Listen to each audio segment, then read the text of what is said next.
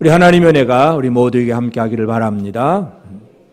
우리가 지난주에는 하나님의 집에 대해서 말씀을 드렸습니다. 예수 그리스도로 우리가 하나님의 집이 된 성도들의 삶이 이루어진다는 것, 예수님의 그 모든 일들을 우리가 깊이 생각을 해야 되는데, 이제 그러므로 우리가 이제 하나님의 집이 된 성도들, 그러므로 이제 성령이 이루신 바와 같이, 그러면서 이제 시편에 있는 구절을 인용을 합니다. 그러면서 11절에 보면 내가 노하여 맹세한 바와 같이 그들은 내 안식에 들어오지 못하리라 하였다.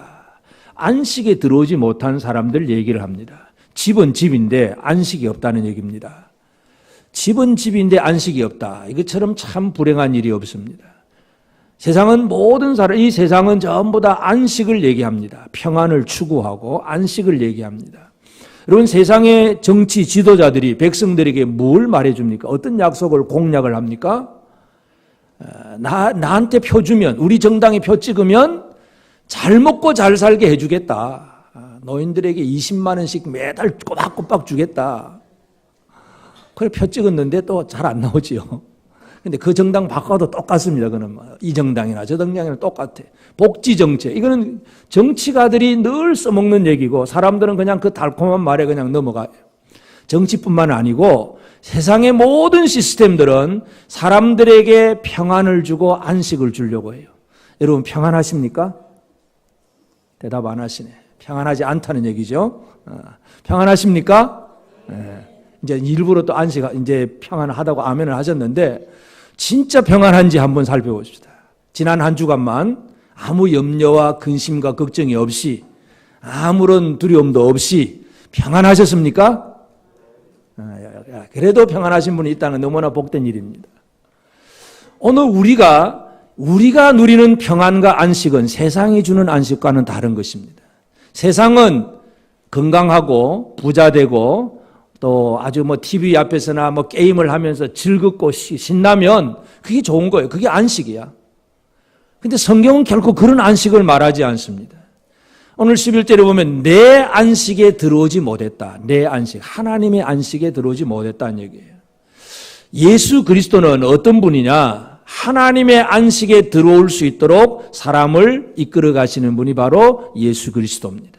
그래서 오늘 우리는 하나님의 안식 속에 살고 있느냐? 이 질문에 대해서 우리가 진짜 아멘으로 응답을 해야 됩니다. 여러분 평안하십니까? 네. 비록 병도 있고 실패도 있고 가난도 있고 고통이 있더라도 나는 예수로 말미암아 평안하다. 이게 하나님의 안식에 들어온 사람들의 이야기입니다. 그래서 오늘 우리가 이 본문을 통해서 이 하나님의 집에 안식이 없다는 얘기예요. 안식에 들어오지 못한 사람들 얘기를 하면서 그 다음 14절에 보면 우리가 시작할 때 확신한 것을 끝까지 견고히 잡고 있으면 그리스도와 함께 참여한 자가 되리라. 그리스도와 함께 그 참여, 안식에 참여한 자가 될 것임을 약속을 합니다. 그렇지만 그래도 그 그리스도와 함께 하지 못하면 어떻게 되느냐? 18절 또 하나님이 누구에게 맹세하사 그의 안식에 들어오지 못하리라 하셨느냐? 곧 순종하지 아니하던 자들에게가 아니냐? 이 하나님의 안식에 들어오지 못할 자들, 그들의 문제가 무엇인가를 이 히브리서 기자가 분명하게 얘기를 하고 있습니다. 그래서 오늘 이 하나님의 안식과 예수, 이 하나님의 안식과 예수 그리스도에 대해서 우리가 함께 생각하기를 원합니다. 우리가 첫 번째 생각해야 될 것은 나는 진짜 하나님의 안식에 들어있느냐 이거예요. 하나님의 안식에 있느냐. 세상의 안식에 조금 맛보면서 그거 가지고 나는 복받았다, 나는 좋다. 이 세상의 것으로 그냥 만족하는 사람들은 그거 아주 헛된 것에 속아 넘어가는 것입니다. 그래서 진짜 하나님의 안식 속에 있느냐 없느냐 이것부터 우리는 분명하게 살펴볼 필요가 있습니다. 이 안식을 얘기하려면 안식의 제일 반대가 지금 이스라엘 백성들, 광야 백성들의 얘기니까 이 광야 백성들을 하나님이 안식에 못 들어오게 하셨다니까 이 안식이 뭔가를 이해하려면 그 반대를 생각하시면 됩니다. 제일 첫 번째 안식이 없는 사람들 얘기는 이스라엘 백성들이 애굽에서 노예가 되어 있다는 것. 노예 상태가 바로 안식이 없는 자들의 얘기입니다. 노예는 결국 누구에겐가 매여 있는 사람이에요. 노예는 매여 있는 사람. 애굽의 백성들이 요셉이 살아있는 동안에는 아주 아무 문제 없이 잘 먹고 잘 살 수 있는 그런 삶을 살았습니다. 그러나 요셉이 죽고 새로운 바로가 일어나서 히브리 민족을 이제는 핍박하기 시작하고 이들을 노예로 삼아서 많은 일들을 하게 합니다. 그것이 이스라엘 백성들이 이제 하나님 앞에 부르짖는 그런 호소가 되는데, 출애굽기 2장 23절에 보면 여러 해 후에 애굽 왕은 죽었고 이스라엘 자손은 고된 노동으로 말미암아 탄식하며 부르짖으니 그 고된 노동으로 말미암아 부르짖는 소리가 하나님께 상달된지라. 고된 노동, 이것이 노예들의 상황입니다. 여러분은 고된 일을 하지 않으십니까? 직장 일이 고되지 않으십니까? 열심히 일하고 밤늦게까지 일하고 힘들게 일하고 식구들 먹여 살리려고 애를 쓰고 고되게 살지 않으십니까? 아멘 안 하시네. 고된 노동. 이 노예는 고된 노동을 할 수밖에 없어요. 여러분 지금도 이집트에 가보면 그 옛날 그 당시에 세워졌던 그 고대 시대에 세워졌던 피라밋들이 아주 엄청난 큰 바로왕 파라오의 무덤들이 있습니다. 그 거대한 피라미드 하나, 이 돌 하나만 해도 아주 엄청난 크기던데 그 큰 돌들을 옛날에 뭐 트럭이 있습니까? 기중기가 크레인이 있습니까? 어디서 왔는지 그 큰 돌들을 가져다가 그 거대한 무덤을 만들어 두는 것은 사람의 힘, 노예의 힘으로 다 이루어졌어요. 노예들이 고된 노동을 할 수밖에 없어요. 이 노예라고 하는 것은 주인에게 매여 있기 때문에 시키면 시킨 대로 살아야 됩니다.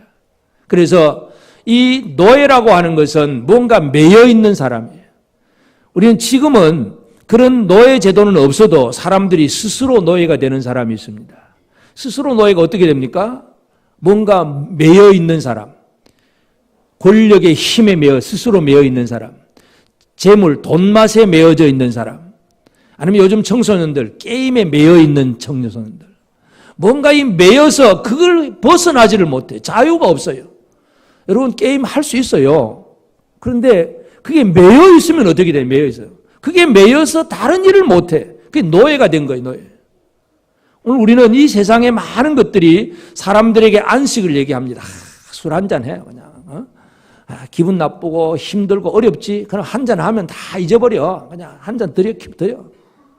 안식을 얘기해. 안식을. 한잔 마시면 좋다고. 그러면 그 술 한잔 마시면 문제가 해결이 됩니까, 여러분? 결코 세상이 주는 안식은 결코 안식이 되지 못합니다.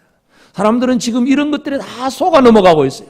정치가의 말에 넘어가고 세상이 주는 풍조에 넘어가고 다 속아 넘어가면서 그렇게 하면 안식이고 그렇게 하면 평안이 될 줄로 착각하고 살아가는 것. 그게 진짜 잘 사는 것처럼 살아가는 것.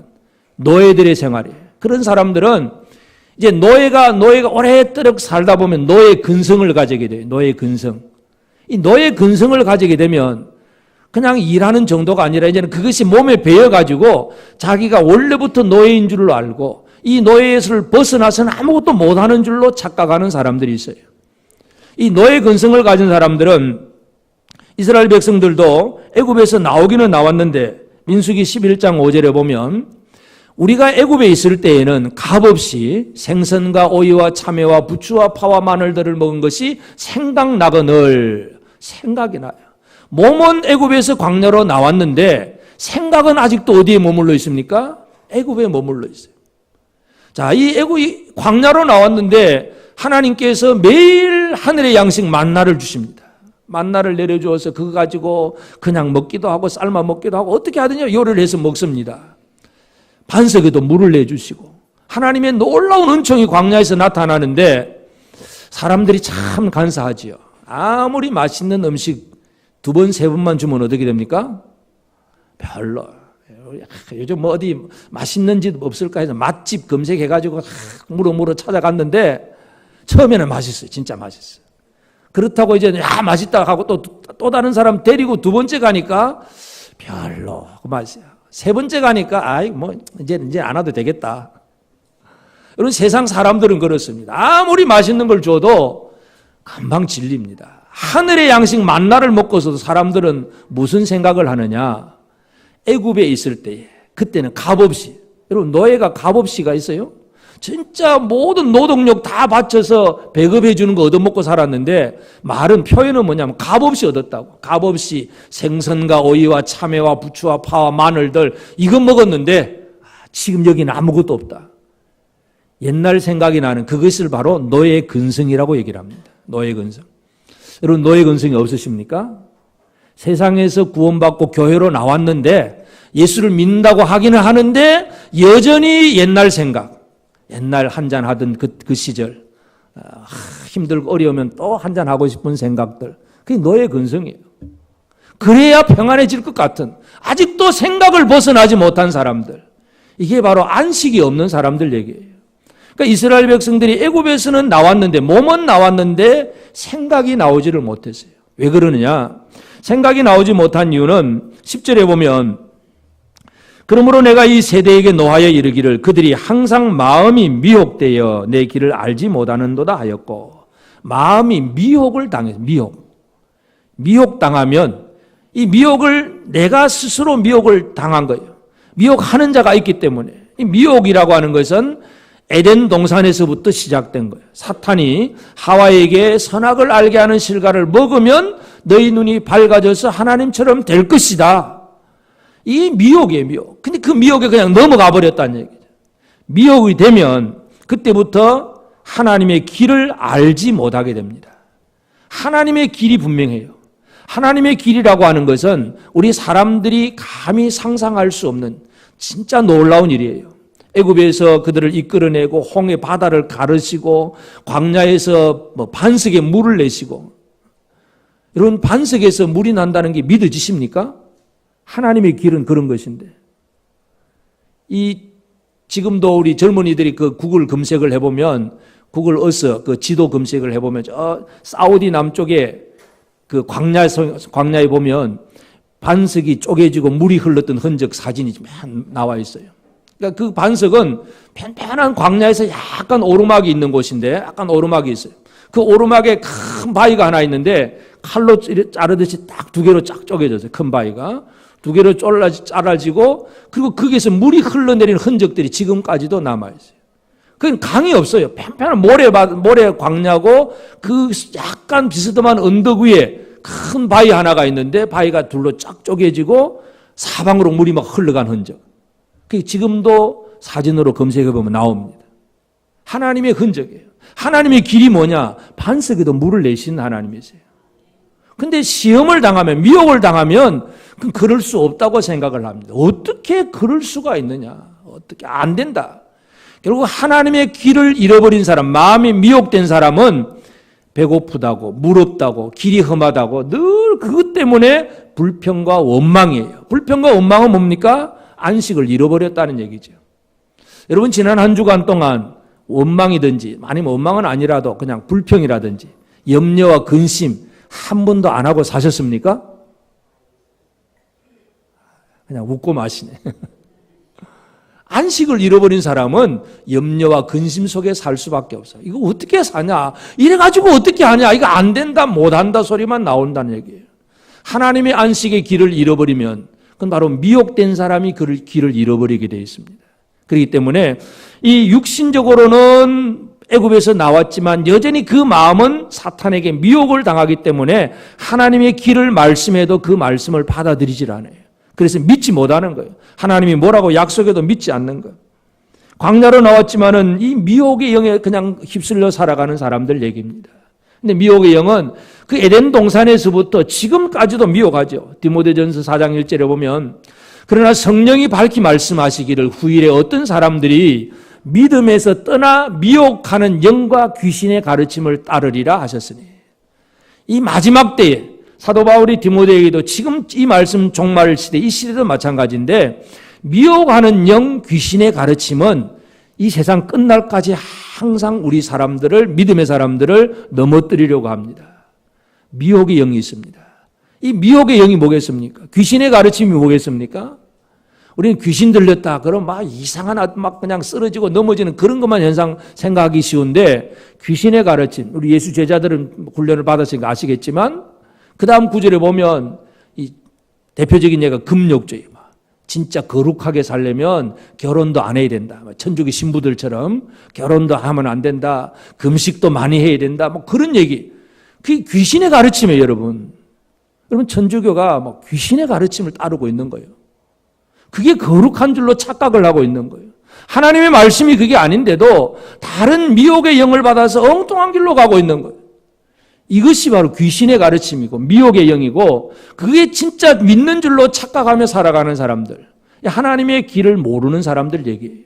그래서 우리는 이 안식을 잃어버린 사람들은 이 마지막 때까지 미혹의 영에 넘어가서 귀신의 가르침을 따라 살려고 살다가 보니까 그렇게 하면 열심히 자기를 쳐서 복종시키고 열심히 그 종교개혁을 일으켰던 마틴 루터도 결국 그것 때문에 이제 깨닫게 되는데 하여튼 그 빌라도의 계단에서 그 유리 조각을 깔아놓은 그곳에 무릎 꿇고 그냥 고행을 해가면서 피 흘리며 고행해야 그래야 의로운 줄로 생각을 했는데 그게 아니었잖아요. 오직 의인은 믿음으로 말미암아 살리라. 이게 말씀인데 그게 아닌 엉뚱한 얘기를 하는 것. 이런 귀신의 가르침에 지금도 넘어가고 있어요. 그런 사람들에게는 한마디로 그리스도와 함께 참여하는 안식이 없다는 얘기예요. 이게 지금 현재 모습이에요. 그러니까 세상에 어떤 힘에 눌려있는 사람, 그건 가장 기본적으로 생각해야 될 안식을 잃어버린 사람들이지만 지금 또 그 말고는 또 믿는다고 하면서도 안식을 잃어버린 사람들의 얘기가 꽤 많다는 것을 알 수가 있어요. 그래서 말씀에 대해서 말씀을 미혹을 받으면 말씀을 안 믿습니다. 말씀을 믿기는 믿는데 어떻게 믿느냐? 도마처럼 믿으려고 그래요. 도마가 어떻게 믿으려고 그럽니까? 요한복음 20장 25절에 보면 다른 제자들이 그에게 이르되 우리가 주를 보았노라 하니 도마가 이르되 내가 그의 손에 못자국을 보며 내 손가락을 그 못자국에 넣으며 내 손을 그 옆구리에 넣어보지 않고는 믿지 아니하겠노라 하니라. 쳐다봐야, 맛을 봐야, 꼭 만져봐야 믿겠다 이거야. 예수님 부활했다고 다른 제자들이 얘기하는데도 못 믿겠다는 거야. 안 믿겠다. 쳐다보고 만져보고 그 예수님의 십자가 못 박힌 그 손가락, 그 손바닥에 내 손가락 한번 넣어봐야 그래야 믿겠다는 거예요. 여러분, 하나님의 모든 말씀을 여러분 믿으십니까? 믿어지십니까? 처녀가 아들을 낳는다. 믿어지십니까? 홍해 바다가 갈라지고 그 이스라엘 대군이 구원을 받고 애굽의 그 모든 주객병들이 다 몰살을 당했다. 그런 사건들이 믿어지세요? 가면 갈수록 아멘이 점점 적어지네. 믿어진다는 거. 이게 미혹을 당하지 않아야 믿어지는데 결국 믿음이 없는 사람들은 결국은 하나님을 시험하게 됩니다. 시험. 믿음이 없기 때문에 하나님을 시험하여 8절에 보면 광야에서 시험하던 날에 거역하던 것 같이 너희 마음을 완고하게 하지 말라. 9절 거기서 너희 열조가 나를 시험하여 증음하고 40년 동안 나의 행사를 보았느니라. 하나님을 시험하려고 해요. 사탄이 예수님께 세 번째 시험이 뭐예요? 두 번째 시험? 성전 꼭대기에서 내려봐라. 떨어져라. 근데 하나님은 시편에 너희 발이 돌에 부딪히지 않도록 하나님이 천사를 보내서 다 지켜준다고 약속했지 않느냐. 한번 떨어져 봐봐라. 그래가지고 안 떨어지면 모든 사람들에게 참 진짜 대단한 모습을 보여주는 거 아니냐. 한번 해봐라. 그때 예수님의 대답이 뭡니까? 주 너희 하나님을 시험하지 마라. 여러분 떨어져도 안 죽을 때가 있습니다. 그때는 언제냐면 진짜 하나님이 원하시는 사역을 하고 어떤 핍박과 어떤 문제 속에서 진짜 어떤 몰려가는 그 상황 속에서 하나님이 보호하시고자 하면 떨어져도 안 죽습니다. 그런데 번지 점프하다가 떨어져 물속에 빠져가 사고를 당하지요. 왜 번지 점프하다가 왜 사고를 당합니까? 왜 사고를 당해요?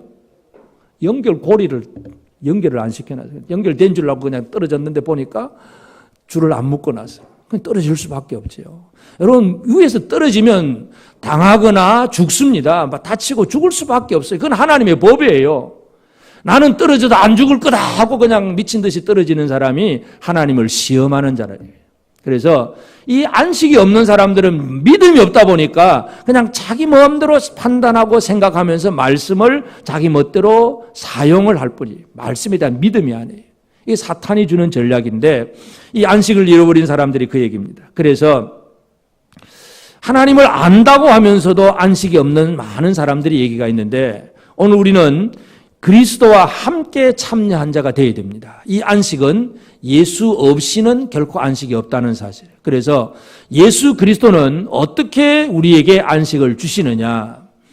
우리는 이 성경 전체를 한번 볼 수가 있어야 되는데 예수님은 우리가 예수님 얘기하면 예수님의 탄생부터 시작을 합니다. 근데 성경은 예수가 언제부터입니까? 영원 전부터. 영원 전부터. 이 세상 우주 모든 만물을 창조하신 분이 바로 예수 그리스도예요. 그러니까 예수님은 옛날부터 계신 분이에요.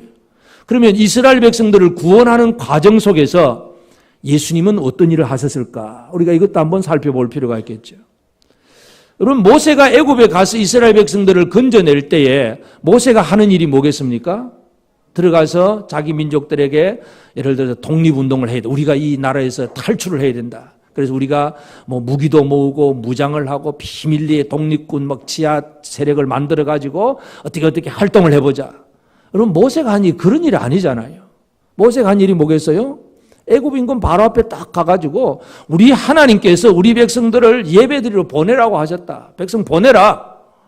그 말에 넘어갈 바로는 아니죠. 여호와가 누구한테 그러면서 큰 소리 치면서 된다 안 된다 하면서 10가지 재앙을 통해서야 겨우 굴복하고 내보냅니다. 근데 모세가 하는 모든 일이 뭐예요? 말씀을 선포하는 거. 하나님의 말씀 증거하는 거예요. 말씀을 선포하면서 그 말을 보내라. 안 된다. 그래? 그럼 강물이 피가 될 거야. 이 하나님의 말씀이 정확하다는 것을 증명하기 위해서 10가지 재앙을 내립니다. 결국은 이 바로는 하나님 말씀을 믿지는 않지만 말씀에 굴복할 수밖에 없어요. 10가지 장자가 죽고 나서야 겨우 이제 굴복을 하게 되는데 그것도 믿음이 아니기 때문에 또 도망간 이스라엘을 추격을 하지요. 하여튼 모세가 하는 일이 뭐냐? 말씀 선포예요. 다른 거 한 일이 아무것도 없어요. 독립운동 일으킨 일이 아니에요. 그냥 말씀을 선포하고. 백성들에게 한 일이 뭐예요? 백성들에게도 하나님 말씀 전달해요. 말씀. 그리고 마지막 이제 장자가 죽기 전에 유월절을 양을 잡아서 이렇게 먹고 이렇게 준비해라. 전부 하나님 말씀이에요. 말씀. 이스라엘 백성들을 애굽에서 이끌어내는 그 일을 무엇으로 하셨느냐? 말씀으로 하셨다는 거. 이걸 잘 이해를 하셔야 됩니다. 말씀. 여러분, 한두 사람도 아니고 남자 장정만 60만 명이나 되는 사람들이 그 애굽이라고 하는 그 정치 하에서 마음껏 온갖 이사 보따리 다 싸들고 아니면 또 그 애굽 사람들한테 막 돈 손 내밀어서 돈 보석 다 받아가지고 나온다는 거 역사적으로 없는 일입니다. 우리나라에 지금 이 남쪽으로 탈북민들이 2만 명이 넘잖아요. 이 2만 명이 한꺼번에 넘어왔다면 이제 엄청난 사건이겠죠. 근데 겨우 한 사람, 두 사람, 한 식구, 두 식구 계속 넘어오면서 벌써 2만 몇천 명이 돼요. 이 60만 명, 아니 어린아이들까지 뭐 몇백만이 될 사람들이 한꺼번에 나온다는 거 있을 수가 없어요. 그런데 그 일을 어떻게 하십니까? 말씀. 선포하는 거예요. 하나님 말씀 증거하고 그대로 그 말씀으로 이루어지는 거예요. 그 말씀이 무언가를 우리가 먼저 이해하는 것이 중요합니다. 예수 그리스도는 어떤 분이십니까? 요한복음 1장 1절에 태초에 말씀이 계시니라 이 말씀이 하나님과 함께 계셨으니 이 말씀은 곧 하나님이시니라. 말씀이 태초에 계신 말씀이 이 말씀이 하나님과 함께 계셨는데 곧 하나님이다. 그 다음에 이 말씀이 14절 말씀이 육신이 되어 우리 가운데 거하심에 말씀이 육신이 되셨을 때에 이제 우리가 아는 사람이 되신 예수님의 모습이 되는 겁니다. 그러니까 사람이 되기 이전에 예수님은 말씀으로 역사하신 거예요. 말씀. 그러니까 이스라엘 백성들을 애굽에서 이끌어내는 것도 모세가 했다가 아니라 말씀이 하는 거예요. 말씀의 역사. 예수 그리스도는 노예된 사람들을 이끌어내는 능력의 말씀입니다. 믿으십니까? 지금 이 시대를 바꾸어가고 많은 사람들을 구원하는 역할을 뭐로 할 수 있느냐? 말씀이에요. 말씀이신 예수 그리스도. 말씀이신 예수님이 노예를 구출하십니다. 구출하는 정도가 아니라 그 다음에는 광야로 데리고 가서 계속해서 그 백성들에게 말씀을 줍니다. 율법을 세우고 결국 하나님의 언약의 백성들이 되도록. 그리고 그 백성들로 하여금 어떻게 해야 진짜 이제 구원받은 자로서 하나님 앞에 은혜 받고 복 받은 생활을 살 수 있느냐. 그 약속의 말씀도 이 말씀입니다. 신명기 30장 16절 곧 내가 오늘 내게 명령하여 내 하나님 여호와를 사랑하고 그 모든 길로 행하며 그의 명령과 규례와 법도를 지키라. 그리하면 내가 생존하며 번성할 것이요 또 내 하나님 여호와께서 내가 가서 차지할 땅에서 내게 복을 주실 것임이니라. 여러분 복 받으시기를 바랍니다. 어떻게 받는다고요? 복을? 말씀을 순종해라.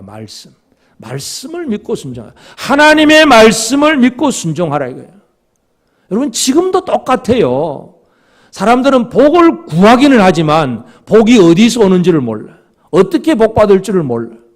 그냥 뭐 어떻게 하니까 막 재수 좋아서 됐다. 뭐 이런 식으로 넘어가 버리면 안 됩니다. 진짜 참된 복은 하나님의 안식 안에서 하나님 주신 것을 누리는 생활인데 이스라엘 백성들에게 그 말씀은 뭐냐? 이 말씀을 네가 이 규례와 법도를 듣고 순종해라. 이게 바로 예수께서 구원받은 백성들과 동행하시면서 그들에게 참된 복이 되도록 그렇게 말씀하신 것이 예수님의 사역이에요. 그리고 그 말씀이 이제 육신이 되어서 이 땅에 오셨어요. 이 땅에 오셔서 사람들을 이제 하나님의 안식에 들어가게 하십니다. 하나님의 안식에 들어가게 하는 것. 대표적인 예로 몇 가지를 보면 제일 첫 번째로 마가복음 5장 34절에 예수께서 이르시되 딸아 내 믿음이 너를 구원하였으니 평안히 가라. 내 병에서 놓여 건강할지어다. 여러분 이 말씀을 누구에게 하신 말씀이죠?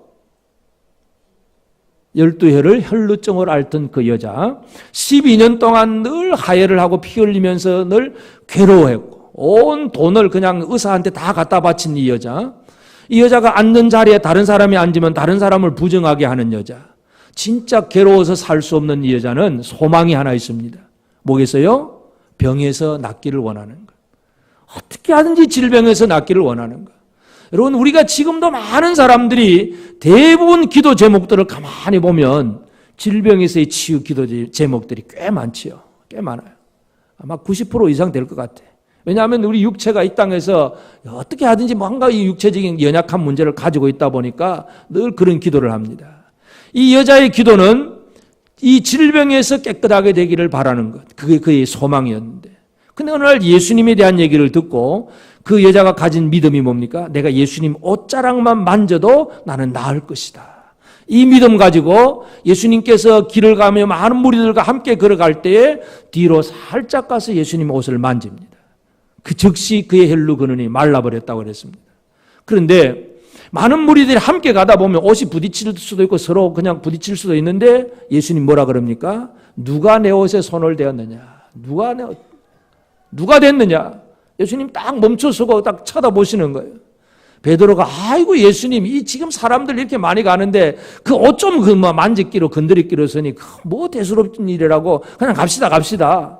베드로는 그 얘기예요. 근데 예수님은 일부러 딱 돌아서서 누가 만졌느냐? 고백해라. 나와라. 자백해라. 이거예요. 그때 여자가 자신에게 당한 모든 일을 고백을 하게 됩니다.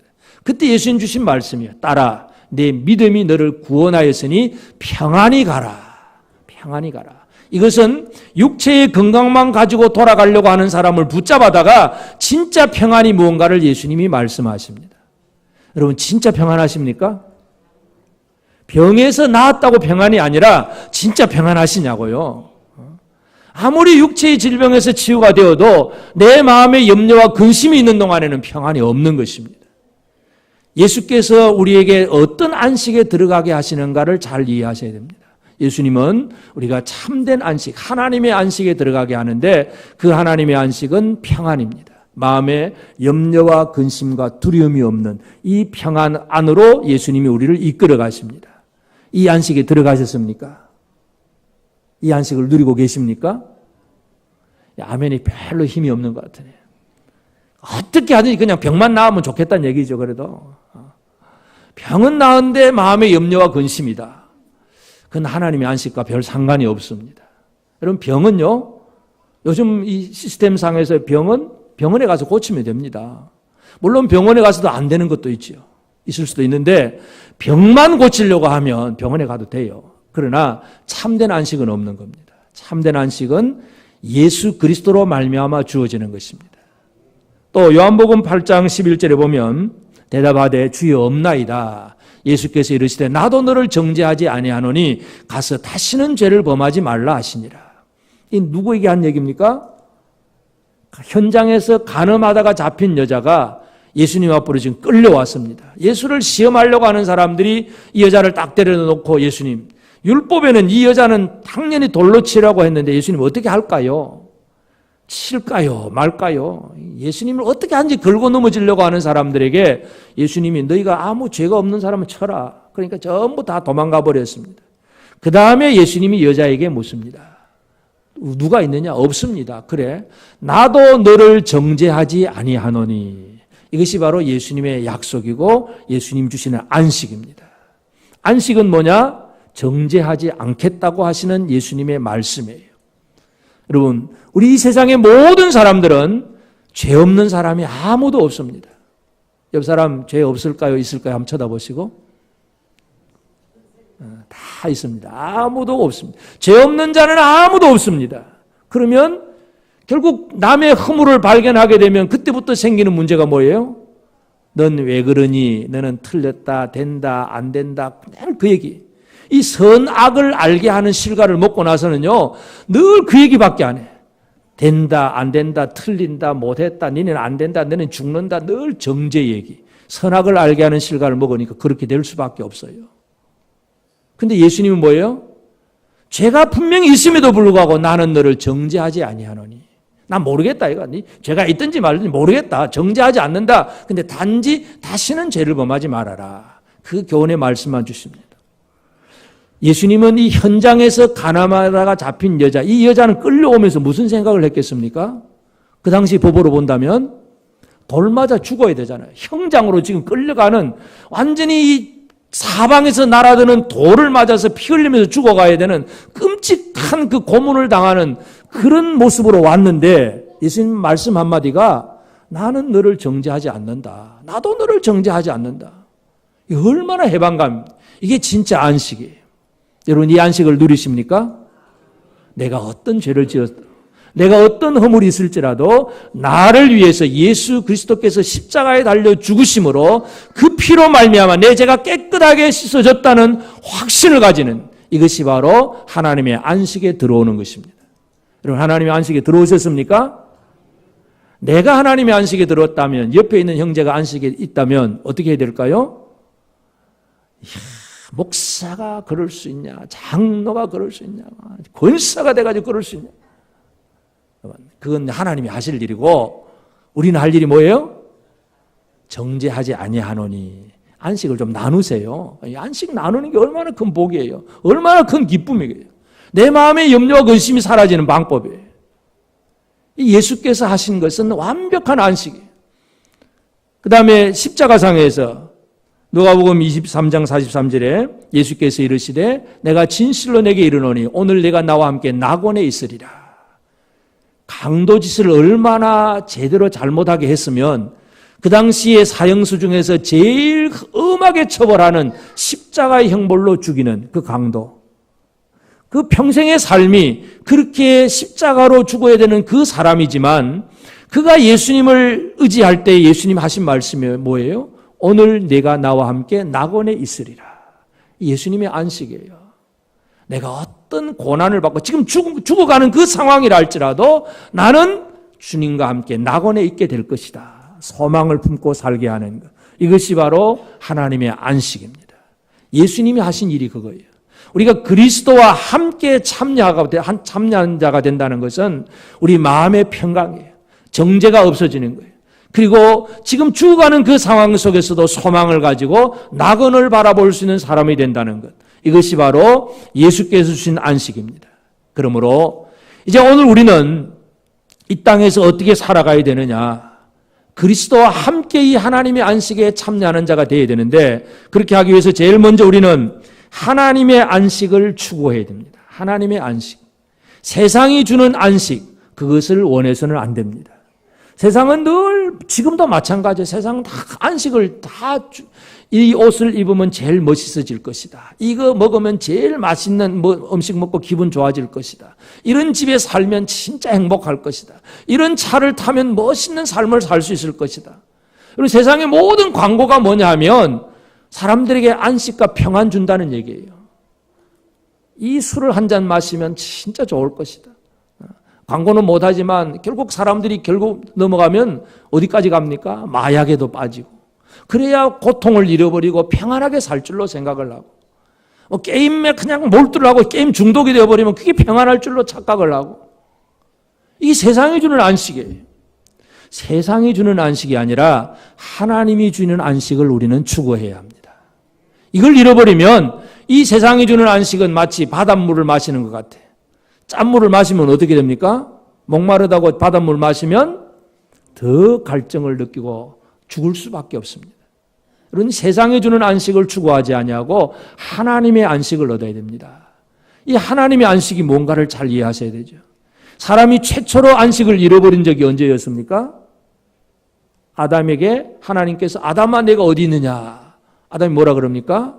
내가 벗었으므로 두려워하여 숨었나이다. 나무 사이에 숨어버렸어요. 하나님 앞에 나설 수 없다는 얘기예요. 안식을 잃어버린 사람은 하나님 앞에 나설 수 없는 거예요. 뒤집어 말하면 하나님의 안식이라고 하는 것은 뭡니까? 하나님과 관계 속에서, 나와의 관계 속에서 마음껏 하나님 앞에 나설 수 있고 마음껏 하나님과 대화할 수 있고 하나님 앞에 거리낌 없이 살 수 있고 하나님 앞에 아버지 주세요. 마음껏 아버지 앞에 아들로 나가는 그 삶이 하나님의 안식을 누리는 사람입니다. 근데 이거는 별것 아닌 것처럼 생각하고 세상에서 잘 먹고 잘 사는 그런 안식을 추구하고 사는 것은 믿음의 사람이 아니란 얘기죠. 우리는 예수를 믿으면서도 하나님 앞에 숨고 하나님의 말씀에 대해서 단절이 되고 막 그러면서도 그냥 먹을 거 있고 마실 거 있으니까 잘 산다고 착각을 하면 결코 안 됩니다. 세상이 주는 그 안식, 교회 안에서도 그런 안식을 결코 복음이라고 말해서는 안 됩니다. 하나님과의 관계가 회복되는 것이 진정한 안식입니다. 그러면 하나님과의 관계를 이루는 방법이 뭐겠습니까?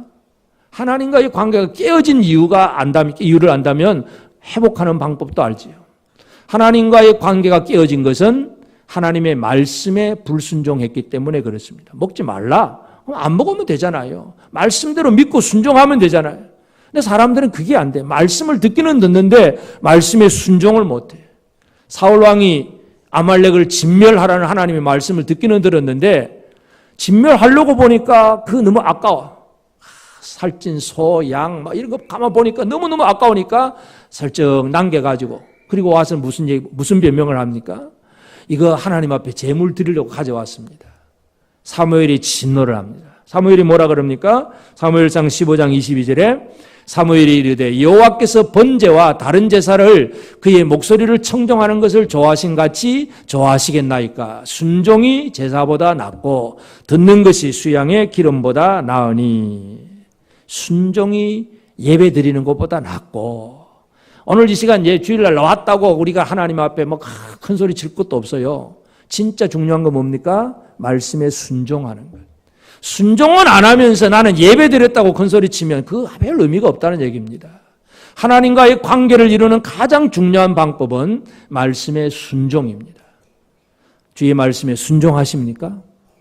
하나님의 말씀을 순종하려면 결국 미혹의 영에 빠지지 않냐고 말씀을 듣고 말씀을 믿고 그 믿음 속에서 순종해 나가는 것이 가장 중요한 일입니다. 오늘 우리 시대에 하나님의 말씀에 철저하게 순종하느냐 못하느냐 이것이 우리에게 달려 있습니다. 과거에 우리 선조들, 우리 재건교회를 세웠던 선조들이 어떤 신앙이었습니까? 말씀에 순종하지 않아요. 뭐 다른 거 있겠어요? 우상에게 절하지 말라. 우상에게 절하지 말라. 그 말씀이잖아요. 신사를 갖다 놓고 이거 절해라. 이건 국가의식이니까 이건 아무것도 아니니까 그냥 절하고 너희 마음대로 하나님 섬겨라. 이 한국교회가 타협을 하고 무너진 이유가 뭐겠어요? 말씀의 불순종이에요. 똑같아. 에덴 동산이나 이 한국교회나 지금도 똑같아. 우리의 선조들의 신앙이 그랬는데 그 말씀에 순종하기 위해서 감옥에도 가고 순교를 당했는데 오늘 우리가 그 신앙을 이어간다고 한다면 나는 과연 하나님 말씀에 제대로 순종하고 사느냐 이거예요. 말씀에 순종하십니까? 주님의 말씀에 순종하며 사십니까? 제가 질문을 또 잘못했네. 순종하고 살기를 원하십니까? 하나님의 말씀에 철저한 순종이 하나님과의 관계를 유지하는 방법이에요. 하나님의 말씀은 우리에게 막 들려지는데 믿으려고 하지 않으고 순종하지 않으면 하나님과 상관없는 생활을 살아갑니다. 그리고 이 말씀을 순종하는 삶을 그 사랑하는 게 가장 기본인데 이걸 또 잘할 수 있는 하나의 방법이 있습니다. 그 방법이 13절에 보면 오직 오늘이라 일컫는 동안에 매일 피차 권면하여 너희 중에 누구든지 죄의 유혹으로 완고하게 되지 않도록 하라. 피차 권면해라. 오늘이라 일컫는 동안 내일부터 열심히 잘하겠습니다. 그거는 거짓말입니다. 내일부터 잘하겠습니다. 그건 거짓말이고 성경은 뭡니까? 오늘이라고 일컫는 동안 오늘 뭐 해야 되느냐? 피차 권면해라. 피차. 이 피차 권면이 뭘 얘기합니까? 교회의 중요성이에요. 우리 믿음 생활은 혼자가 되어지는 게 아닙니다. 내가 지금 아무리 잘 살고 있어도 얼마 못 가서 넘어질 수 있는 것이 우리 연약한 인간들입니다. 교회는 그래서 중요한 겁니다. 피차 권면하는 것. 이 피차 권면함을 통해서 서로가 넘어지지 않도록 붙들어주는 것. 이것을 우리가 잘 이루어가야 돼요. 예수님이 제자들에게 그 산상보훈을 설교하잖아요. 그들에게 뭘 얘기합니까? 마태복음 5장 23절 24절에 보면 그러므로 예물을 제단에 드리려다가 거기서 내 형제에게 원망 들을 만한 일이 있는 것이 생각나거든. 예물을 제단 앞에 두고 먼저 가서 형제와 화목하고 그 후에 와서 예물을 드리라. 먼저 할 일이 뭐냐? 형제와의 화목이에요. 그 다음에 하나님을 향한 제물. 그러니까 예배를 드리는 이전에, 예배 이전에 형제와의 화목이 더 소중하다. 화목이 뭐냐? 결국 피차 권면이에요. 피차 권면. 왜 그렇습니까? 우리 모두가 완벽하지 않습니다. 여러분이 저를 볼 때도 뭔가 단점이 보일 것이고, 제가 여러분들을 봐도 뭔가 허물이 보이고, 다 보여요. 안 보이십니까? 옆 사람은 완벽하십니까? 한번 쳐다보시고. 다 보이죠. 다 보여. 그래서 이제 마음, 못된 마음은 그걸 딱 지금 말을 안 하지. 딱 숨겨놓고 있다가 결정적인 순간에 그걸 한번 딱 터뜨려서 남을 공격하는 사람. 진짜 악한 사람입니다. 그냥 보이거든. 피차 권면이에요. 기도하면서 진짜 위하는 마음으로 형제, 이러이러한 문제 이렇게 했으면 좋겠습니다. 권면해가면서. 이 세워가는 것. 교회가 그 기능을 하는 거예요. 그 형제 관계를 제대로 해야 말씀을 순종하는 하나님과의 관계를 바르게 해나갈 수 있다는 얘기입니다. 이것이 히브리서 기자가 우리가 하나님의 안식에 들어가는 방법이 무엇인가를 정확하게 말씀하고 있습니다. 여러분, 세상은 여러 가지로 지금도 평안과 안식을 약속을 합니다. 이렇게 하면 잘 될 것이고, 이렇게 하면 복될 것이고, 이렇게 하면 평안할 거다. 세상이 주는 모든 약속들이 그 얘기예요. 그러나 성경은 그 모든 것들은 진정한 평안이 아니라는 것을 얘기합니다. 나무 사이에 숨은 아담이 하나님 앞에 나서서 하나님과 아무런 거리낌 없이 대화가 이루어지는 그 상태가 되어져야 참된 안식입니다.